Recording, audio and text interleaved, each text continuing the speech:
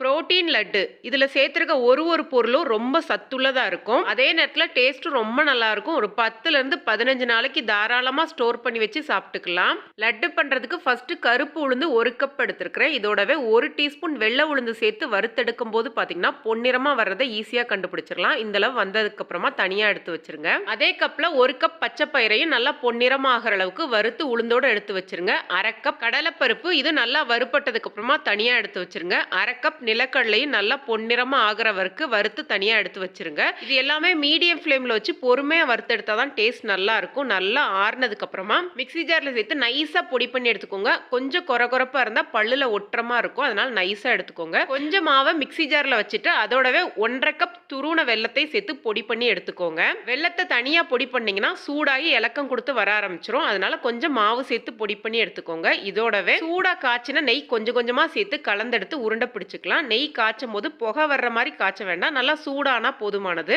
இதுல மொத்தமா நெய் சேர்க்காம கொஞ்சம் கொஞ்சமா பிரிச்சு நெய் சேர்த்து நல்லா கலந்து உருண்டை பிடிச்சு எடுத்தீங்கன்னா புரோட்டீன் லட்டு தயாராயிருச்சு. டேஸ்ட் ரொம்ப நல்லா இருக்கும். கண்டிப்பா ட்ரை பண்ணி பாருங்க. வீடியோ பிடிச்சிருந்தா லைக் பண்ணுங்க, ஷேர் பண்ணுங்க. நன்றி, வணக்கம்.